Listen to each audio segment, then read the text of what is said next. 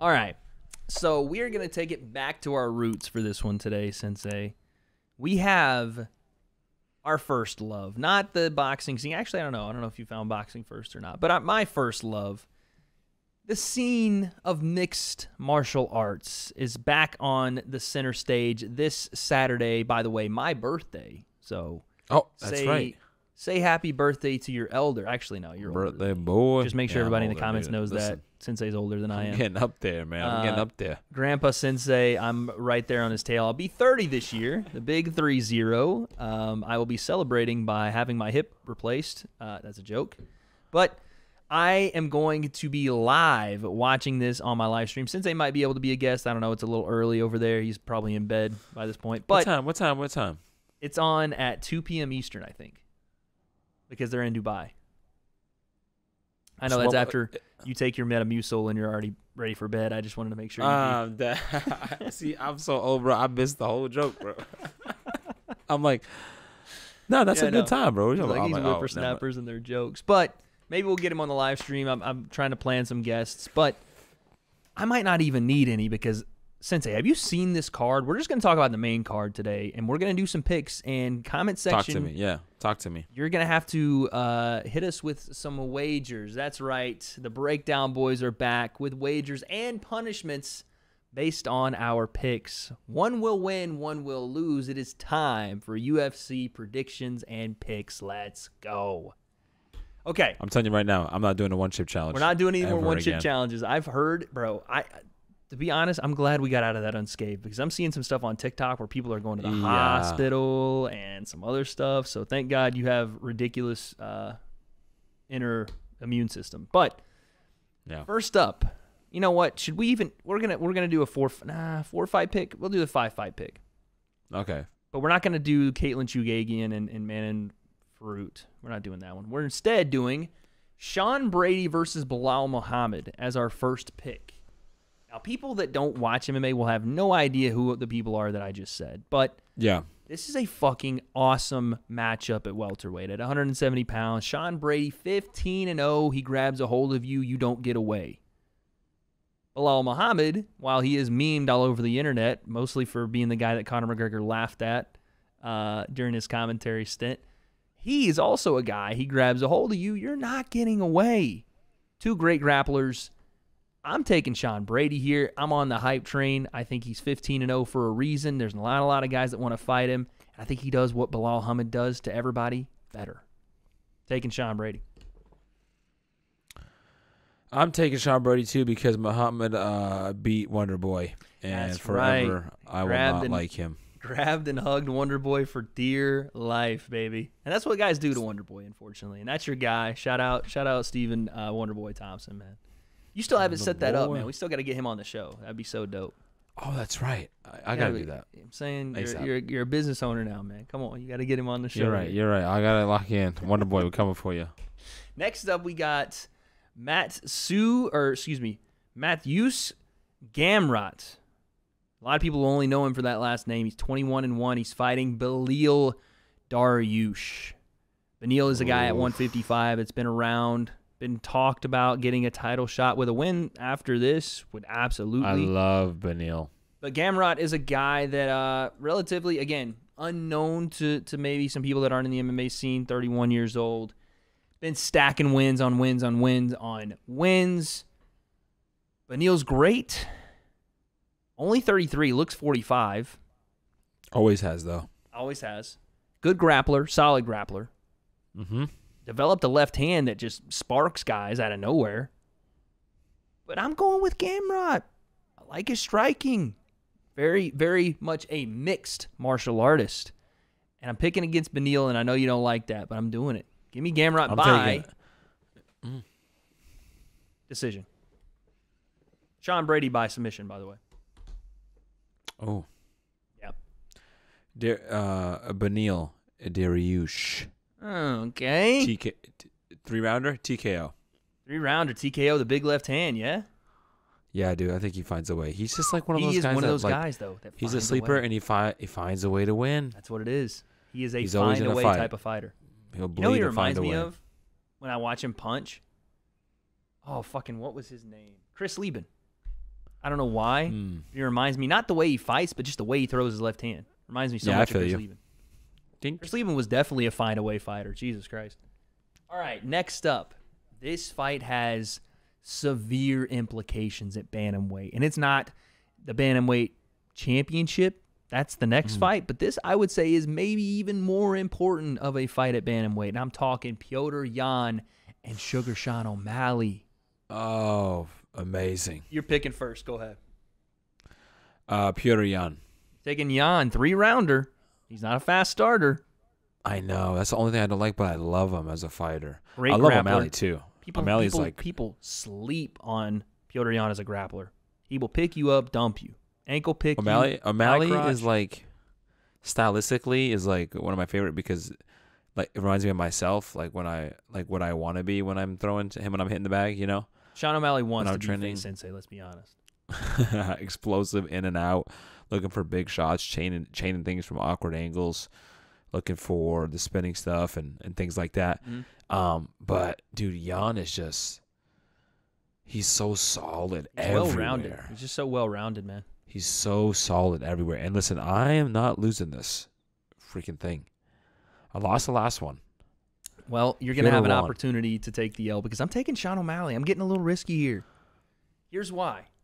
I think in a 3-round fight, Petr Yan is not going to shoot on Sean O'Malley, at least not to begin with. If there's some clinching and there's some over-unders or maybe some double-unders and gable grips and tosses, I can see that happening. But Sean O'Malley's got solid takedown defense for the most part from what we've seen. Once he gets on his back, then it's a rough time. But if he can't get to his back, then he's okay. He's also 5'9" at 135 pounds. Massive for that weight. He's also got a 5-inch reach. He's also fights what Petr Yan does, but again, a more, I would say, I don't even say he's more explosive, but he's just got that range that guys really struggle with.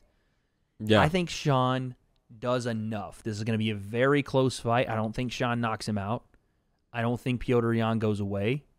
I think we get a little bit of the home cooking in Dubai for the UFC. They rub the elbows and say, listen, we know this guy. You want him to be a star. Let's go ahead and give him a W. I think he wins a split decision here. I think that Sean O'Malley wins a split decision in Dubai and Dana's paying him off.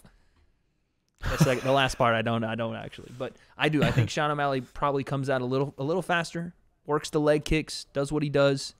Second round, a little even, and then Sean O'Malley does some spinning shit to finish it. Gets the points, wins a split decision. I'm going O'Malley, man. That's shocking. I think Petr Yan goes, there's levels to this, and I'm about to show you, son. And he puts him on the ground floor level. Put you in the basement level. It very well could happen. It's probably likely to happen. I think Sean O'Malley, last I looked, was a plus 200 dog, so I think you're probably right there. But I'm picking Sean. All right, next up. It's a good pick. The co-main event, the first of 2 title fights on this card. Aljo, I'm coming in that ass, Sterling. His words, not mine. That's what he says. Versus TJ Snake's Venom Pillishaw, a.k.a. TJ Orange County's finest Dillashaw. Sensei, who do you got? Dude, I got Aljo. Really? Okay. Tell me why. I think I don't know, like the way they fight, I feel like Dillashaw, I don't know if it's more like I'm reading into their personalities, but the way they fight, I feel like this is a fight where like Dillashaw should win, but will lose, and this is a fight that Aljo should lose, but like, and I feel like fights that he should lose, he wins. And I feel like Dillashaw's the type of guy that in a fight that he should win, he'll lose. Taking it all the way back to the Dom Cruz days, I see. Yeah, like I don't know, like that's like the vibe that I get. I just feel like, you know what I mean? Like, no, like this is the type of, and they say like this is the type of guy, this person's the type of guy too. Dillashaw the type too. Like Dillashaw's the type of guy to lose a fight that he should win, and Aljo's the type of guy to win a fight where it's like, how did he win? Well, yeah, he just did that to Petr Yan. Here's the thing: I think Aljamain Sterling is not getting the credit for really how good he is as a grappler. That's the thing. He is a phenomenal grappler, and I'm going to go with you here. I Yes. think Aljamain Sterling wins this fight, and it's not because he's a technical wizard on his feet, but he does enough, right? He does enough to get to positions that he is ridiculously good at, and that is the clinch, the body lock, and he puts you on your back, and you're not getting up. Petr Yan did not get up. Aljo held him down for 4 minutes at a time, 3 minutes at a time. I think he held him down for a full fucking round. TJ Dillashaw is a good wrestler. Aljamain Sterling is a great wrestler. After Moraes sent him to Mars on that, like, with the head kick attempt that hit him with the knee instead, ridiculous. After that, Aljo's just like, nah, bro, I ain't here for the crowd. I don't care about any of that. Yeah. I'm taking the least, like, rocky road possible. The path of least resistance. He's going to put you there. Win. You're going to boo him, and he's going to win a boring decision. And that's what I see here. I think he wins a decision or possibly submits TJ, but I'm going to say Aljo by decision. I think TJ is great, but a long, long layoff, and he's already 36. He's had some surgeries. It seems like he gets hurt every time he fights. 6. I think Aljo is just too fast, too strong, puts him on his back, keeps him there. TJ Dillashaw might be looking toward the back half of his career. Not the back half, the back end of his career after this one. But yeah, we're both going Aljo. Now main event time. Charles do Bronx Oliveira, the uncrowned champ because the scales were finagled with at his last fight, versus some people's opinion, the absolute uncrowned champ, Islam. I say Makhachev. People are saying Makhachev. I don't know the way it goes, but you know him as Habib's right-hand man and protege, Sensei. Yeah, about Islam. Who you picking, man? Man, I think I got the Bronx, dude. You got Charles. Oliveira. Dude, he's a guy that you have to. Now, maybe this is the only thing that gets a little tricky because with everybody else, I feel like to beat Charles, you have to shut his lights off. Yeah. Because if you're not going to go down there with him. No. Right? But is Islam a guy that can go down there with him? I think so. I think so. So that's where it gets tricky. But I still think Islam may be able to go down there, but it's still Charles Oliveira, dude. No, I get it. You're in the vice. Yeah. And just like how they say that Khabib is different and they're different. Yeah. That freaking guard play, dude. He's crazy. His vice. He's crazy. His vice is insane, and the willingness to come forward, because I think he has. He's not scared of it. He's not scared of being there. See, Islam, they have like Aljo or Khabib, like they have a winning approach. Yeah. To control, I should say a control approach. Control the fight. Control the distance. Control the grappling. Charles has, I'm gonna finish the fight. Yeah, he's aggressive for sure. It's not control. It's unless I'm gonna squeeze your neck but it's the finishing thing. And you saw Islam has lost before. He got finished before. Got dropped. Got rocked. Got finished. A lot of guys fight Islam. They don't wanna. They're tentative. They don't want to grapple with it. The same thing that they don't want to grapple. Guys want to strike with Charles because they don't want to grapple with him. Yeah. So, but now, Islam. You got a guy like Charles who doesn't care. Yeah. And is aggressive. He's not defensive. I feel like people against like Islam, they're defensive. Very hesitant. You can go back to the Drew Dober fight. Drew didn't fight like himself at all. He was just trying to survive. He was like, I just need to survive these. Survival and defense. And so, what are we gonna say? So he's gonna be Charles is gonna be available to be submitted. Do you think he's going to get submitted?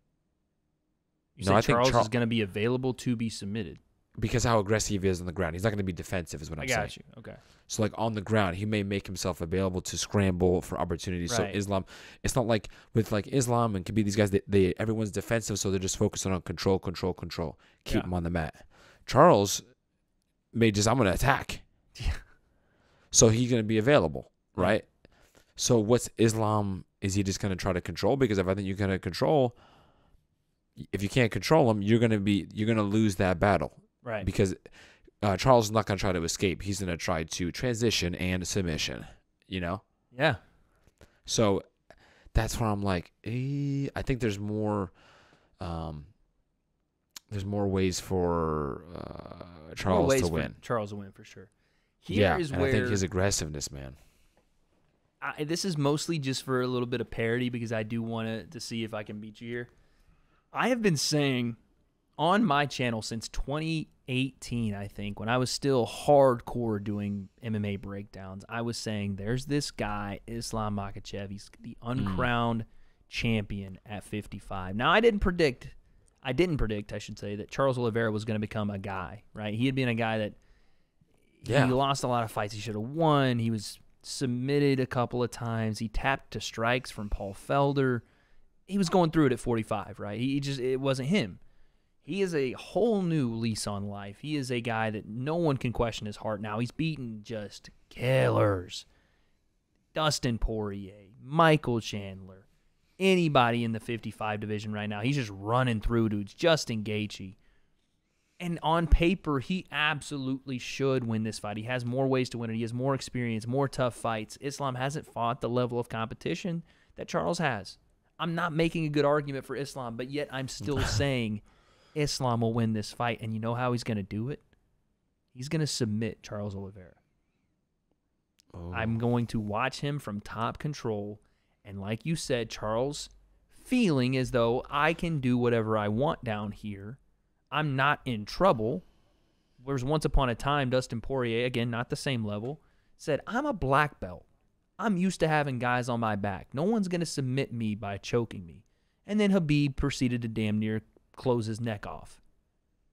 Yeah. Like, the control of those guys is different. You talked about it. They're control. It's not that they're overly strong. It's not that they are freakish, ridiculous athletes. They are controlled. They are fundamental control is something that no one else has seen out of those guys. Drew Dober said the same thing about Islam. And I know Islam is not Khabib, but I am saying submission. And I think he has to do it early, to be honest. I think he needs to get Charles before they get into those later rounds. So I'm going to say he does it in the third. Submits do Bronx. Because I think if it goes into those later rounds, Charles is going to start having his way, to be honest, I think. Because, again, Islam is a control guy. What happens if the takedowns and we get back and the takedowns and we get back? If a guy is able to get to their feet multiple times, how does that control, how does that gas tank, how do the things that we haven't really seen out of Islam hold up? I don't know. So I'm gambling a bit here, and I'm saying he does get it done. But I will say this, Sensei, can you imagine a world, and it's not my pick, I'm going with Islam, but can you imagine a world where Charles Oliveira submits, TKOs, KOs, Islam, gets on the mic, with translator, of course, it says, I beat the second best Dagestani. Now bring me the king. Bring me Khabib Nurmagomedov. Tell me that's not the fight. It is, because I think we all think that obviously Charles is so aggressive, so he's available, so we know he can lose. Yeah. But the Charles that we saw, if he's at his best, rivals Khabib. I mean, you could be talking about with a win here, Charles Oliveira being not even in the conversation, but maybe the best lightweight ever. Yes, we're talking. He rivals Khabib. We know right now at his best. Yeah. Because of his striking ability, his aggressiveness, he's not one-dimensional. He will knock you out. He will punch your lights out, but he will also just squeeze the life out of you. That's the fight. Like, I want Islam to win because it's my pick, but I a big part of me wants Charles to win this fight. Like, I do, because imagine getting on the mic and saying, pointing, because Khabib will be there. He'll be in Islam's corner, pointing and saying, I want you. You say you're the best, undefeated. I just did this to your boy. Come and see me. Come and see the man that is the champion. There's one champion, and his name is Duke Bronx, right? Something like that would be like, oh, my God. But there it is, folks. My picks, what did we got? How many do we disagree on? We got one. We only agreed on Aljo, right? I think so, yeah. Only on Aljo. So this is going to get spicy. Okay. No. And Brady. You're You're right. Yeah. So there's enough there. There's 3 fights we don't agree on. So this is going to get spicy. Comment section, let us know. Not Don't only say your that picks, word. Do not say that word. Oh, yeah, no pun intended. No spice on this one. Maybe. We'll see.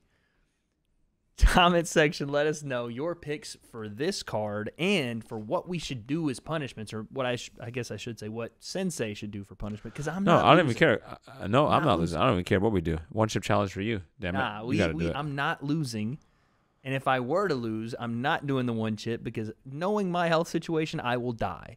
So there it is, folks. Let us know down below. Those are picks for UFC 280. Comment below what the punishment will be.